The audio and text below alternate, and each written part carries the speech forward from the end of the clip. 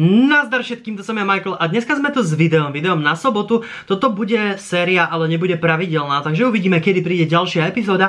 Toto je video, ktoré som nazval Inšpirátor, nová séria. V skutočnosti táto séria bude o veciach, ktoré mňa nejakým spôsobom inšpirovali v minulosti, v poslednom čase a budú to vlastne ľudia alebo myšlienky, proste ako, ktoré vyslovili určití ľudia, ktoré mi nejakým spôsobom zasiahli proste srdce, s ktorými nejakým spôsobom súhlasím alebo ma nejakým spôsobom teda inšpirovali. Takže toto bude také video v zdieľaní vlastne názorov. Takže pokiaľ vy máte niečo takého, čo vás zasiahlo v poslednom čase, kľudne sa nehambite a nehajte to v komentároch, pretože možno v budúcnosti využijeme aj jeden z tých komentárov ako ďalšiu tému pre Inšpirátor. No ale dneska mám pre vás nachystané 3 témy, takže poďme na to. Prvá osoba, ktorá ma v poslednom čase nejakým spôsobom inšpirovala, je v skutočnosti XXXTentacion, čo je v skutočnosti rapper a áno, viem, že sa to asi moc ku mne nehodí. Nie som človek, ktorý by počúval nejakým spôsobom rap a predsa len už mám skoro 30, proste 27-ročný týpek, proste sa asi nepatrí proste do demografie proste XXXTentaciona, ale v skutočnosti stále ma veľmi, veľmi silno zasiahol jednou zo svojich myšlienok, ktorú povedal pri jednom zo svojich interviú. Tá myšlienka znela, neviem presne konkrétne ako, ale vyjadrovala vlastne to, že ľudia majú stále otrocké myslenie, proste aj keď otroctvo už dávno skončilo. Podľa tohoto vlastne som robil aj jedno zo svojich videí otrocké myslenie, ktoré ste nie väčšina z vás pochopila, čo už stáva sa proste ako, predsa len mám pod kanálom aj deti, proste dúfajme, že to pochopia niekedy v budúcnosti, ale áno, tá myšlienka toho, že proste ako otrocké myslenie stále ostáva aj po tom, čo otroctvo skončilo, proste je stále prítomná v mojom svete, v mojom okolí a veľmi ma to ako vlastne prekvapilo, že som si to vôbec nevšimol predtým, takže ako to teda myslím? Môj kamarát Jozef, ktorého ste videli aj v niektorých z mojich vlogov, tak v skutočnosti bol v Amerike, ale keď do tej Ameriky išiel, tak videl som veľa našich ďalších kamarátov, proste ako ho napádali s tým proste, že jednoducho na čo tam pôjdeš, aj tak tam nič nezarobíš, radšej ostan tu, proste radšej si nájdi prácu niekde tu na proste, alebo chod do Bratislavy, na čo pôjdeš do Ameriky a podobne proste, ale pritom všetci asi vieme, že je vždycky dobrý proste ako cieľ ísť niekde do zahraničia, spoznať inú kultúru, proste ako a skúsiť tam nejaký čas žiť, proste jednoznačne Jozef síce sa nenaučil po anglicky v Amerike, bol v okolí proste samých Mexikánov a v skutočnosti ďalších Slovákov, Poliakov a podobných ľudí, takže nebolo ani moc s kým a nebolo ani moc prečo sa učiť angličtinu proste, ale stále proste je to určitý zážitok, ktorý mal, ktorý je veľmi, veľmi unikátny. Takže ako určite aj on to vníma pozitívne, určite ja to vnímam veľmi pozitívne, dokonca mu to závidím proste ako ten 1,5 roka v New Yorku, v Brooklyne proste, ktorý prežil. Takže jednoznačne proste ako otrocké myslenie, to myslenie, ktoré proste ostatných v odzovkách ľudí, otrokov, proste spoluotrokov, sa snaží stláčať dole od ich snov proste a snaží sa im povedať, že proste nie, ostan tak ako sme proste ako, i keď by pre nás bolo niečo lepšie. Takže jednoznačne toto bola prvá myšlienka proste, ktorú musím zaradiť do Inšpirátora, proste XXXTentacion na toto jeho interview, proste, máte link proste hore, takže v skutočnosti to je náš začiatok. Ďalšia v skutočnosti myšlienka, ktorá ma veľmi, veľmi, veľmi zasiahla, je v skutočnosti myšlienka Tima Ferrisa. Tim Ferris, toho vám asi budem musieť predstaviť. Je to jeden z takých tých inšpirátorov, proste inšpiračných guru, proste ľudí, ktorí robia prednášky o tom, ako máme žiť, proste ako máme mysleť. A podobne, ja viem, že toto je veľmi také akože mega a tiež to celku nemám rád, proste ľudí, ktorí vám idú hovoriť, ako máte žiť a podobne.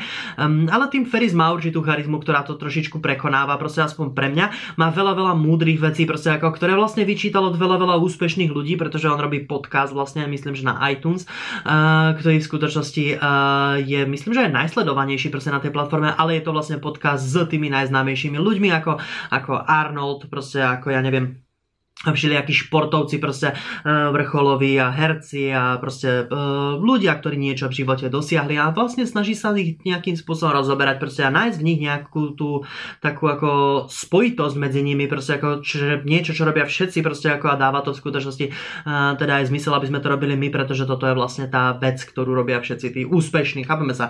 Tak toto je vlastne jeho content, ale z hľadiska tohoto stretol veľa inšpiratívnych ľudí a vytiahol z nich veľa zaujímavých nápadov a jeden z tých nápadov je práve to, čo mňa veľmi silno zasiahlo v poslednom období a to je aj niečo, čo som vám už povedal viackrát na streame, pokiaľ sledujete moje streamy, tak v skutočnosti je to myšlienka, pokiaľ sa nenaučíš pýtať otázky, nedostaneš správne odpovede. Proste pýtať sa otázky je veľmi, veľmi podstatná vec. A ja som si to neuvedomil až tak v tú chvíľu, proste keď som v skutočnosti počul túto myšlienku od neho, jej cenu, takže možno si ju neuvedomíte ani vy, ale choďte životom proste a sledujte, aké otázky od ľudí občas dostanete a fakt dostanete z toho veľmi, veľmi taký ako pozastavený, že what? Takáto otázka môže byť vôbec položená od niekoho. Proste. Napríklad pre mňa osobne to bolo na mojom poslednom streame otázka, čo si myslíš o vape? Čo si myslím o vape? Tu už budem odpovedať, čo si myslím o stoličkách, proste na ďalšiu odpoveď. Proste tieto otázky, ktoré v skutočnosti znejú na prvý pohľad proste ako normálna otázka, keď ju dostanete, pochopíte, že to je absolútna hovadina, lebo čo vám mám vysvetliť proste ja na tom, čo si myslím o vape, proste ako prečo je to zaujímavé, čo si ja myslím o vapovaní, proste what? Takže jednoznačne klásť správne otázky je v skutočnosti ten krok, ktorý musíte v živote spraviť na to, aby ste začali dostávať správne odpovede. Dávam to v takomto príklade, proste, aby ste to úplne čo najviac pochopili. Proste.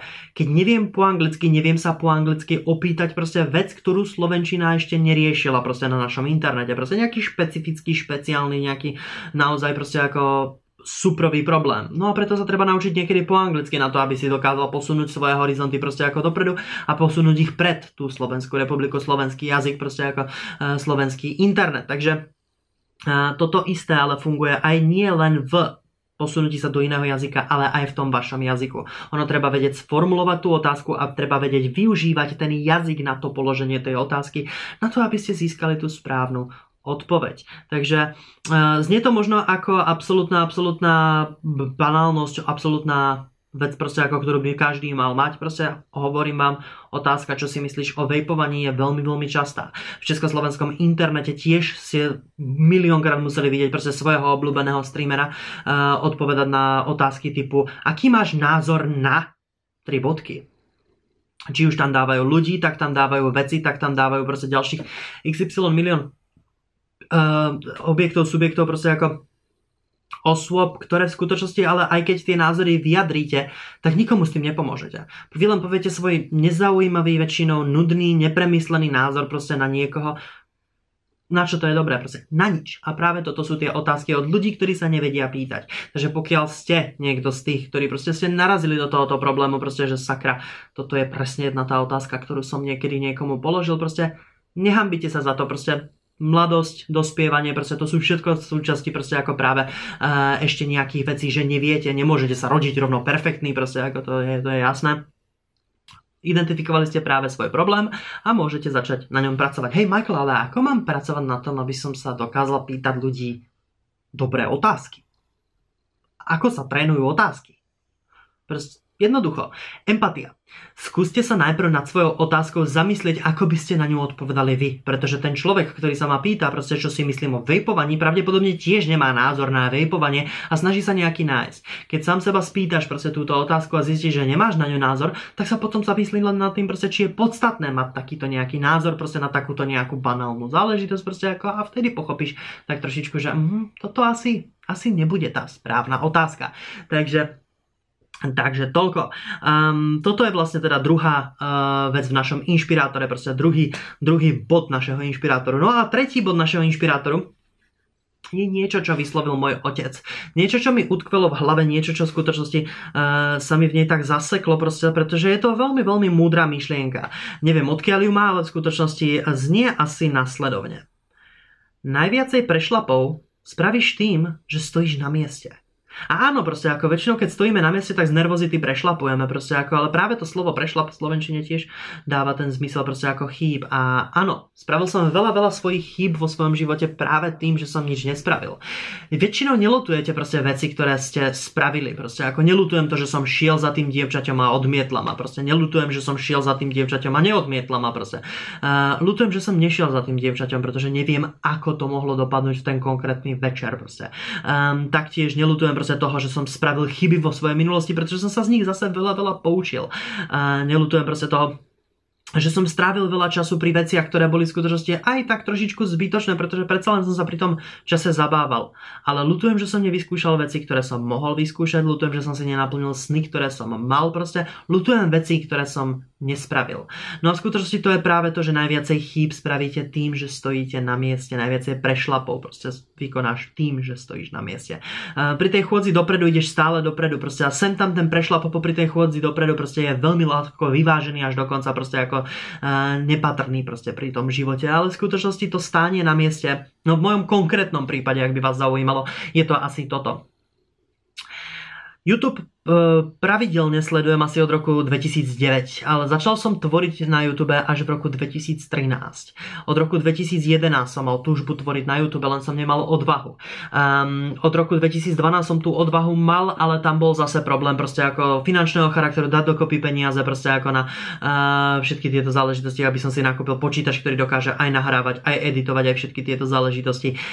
No a v skutočnosti tým pádom som to zase o rok musel odložiť, proste ak bol som závislý na otcových peniazoch, proste v týchto veciach proste otec povedal, že počítač mi financovať nebude proste a potom mi prefinancoval proste ako úplne nejakú inú blbosť proste, ktorá mi bola kompletne zbytočná, takže tam je to tak trošičku aj ocinová chyba proste ako, že som prestal o rok neskôr proste a za to sa dosť často hádame proste ako tomu často v hádkach vyčítam proste ako v takých priateľských hádkach samozrejme a niekedy aj v nepriateľských popravde proste, no a ale to iba vtedy, keď si dovolí proste ako povedať niečo proti mojej kariére. Však robíš blbosti proste, radšej ako do roboty proste. To aj ja doma počúvam, nemyslíte si proste, ako to nemáte len vy. No ale v skutočnosti teda realita je taká, že prvý rok som odložil svoje neodvahy proste ako skúsiť to.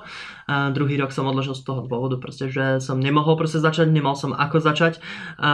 No a potom som začal. No a teraz 4 roky robím, 4,5 roka robím už content a mohol som byť oveľa ďalej, keby som začal o 2 roky skôr. Mohol som byť medzi prvými. Mohol som byť teda medzi tými, čo majú teraz 1 000 000 plus divákov proste, pretože by som proste ich bol ešte predbehol o pol roka, o rok niektorých. Takže bohužiaľ, no.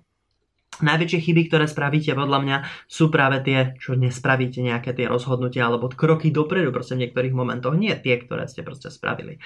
Takže samozrejme všetko má svoje výnimky. Zabíjať ľudí není dosť taká chyba, z ktorej by ste sa niečo mohli naučiť. Takže tam radšej treba stáť proste a nič nerobiť. Takže to je zase taký ten tretí inšpirátor, ktorý som dostal proste v posledných mesiacoch, týždňoch. Proste toto bude séria, v ktorej budem rozoberať takéto veci vždycky, keď ma niečo napadne. Vždy si zapíšem, proste, a keď ich budem mať zo 2, zo 3, proste nejaké zaujímavé veci, čo by som vám mohol povedať, tak vám ich zase pekne tu naservírujem a poviem. Takže hej, dajte mi vedieť, čo si myslíte o tejto sérii. Jednoznačne, čo vás inšpirovalo proste v minulosti a čo vás inšpirovalo v posledných dňoch. Tiež mi zhrňte dole do tých komentárov, pretože ja mám rád ľudské názory, ja mám rád proste to myslenie a celkovo proste tú intelektualitu. Proste, no a tým pádom by som si chcel prečítať proste to, čo vás zaujíma, ste mladšia generácia, mám sa od vás čo naučiť. Možno budete práve tí, ktorých zase sa podarí im inšpirovať mňa, proste. Možno som ja inšpiroval momentálne vás, proste. Aspoň dúfam, že niekoho z vás, proste, aspoň jedného z vás, proste, ako to by bola v celku výhra. No a to je všetko na toto video, takže ja vám veľmi pekne krásne ďakujem. Ďakujem aj všetkým mojim Patreonom za podporu môjho kanálu, proste iba vďaka ním dokážem tvoriť tento content. Proste ďakujem všetkým, ktorí ste v skutočnosti si pozreli aj toto video alebo ho nejakým spôsobom aj hodnotíte.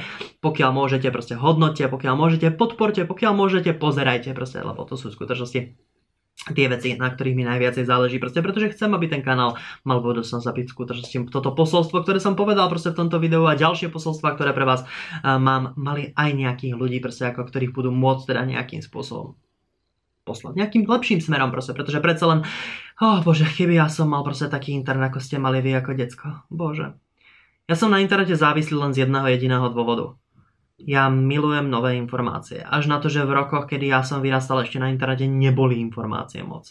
Proste internet nebol proste takouto centrálnou mozgovou sústavou proste ako všetkých ľudí, proste, že tam dávajú všetky svoje objavy. Proste ako v tých dobách bol internet proste ešte veľmi zastaralý. Ja mám internet 2001 roku, proste k nemu prístup doma, takže je to také na všelijaké. A není to 2001, pardon, 2003, takže od 2003 roku. No, takže to je všetko už naozaj na toto video. Ešte raz vám ďakujem a majte sa. Peace.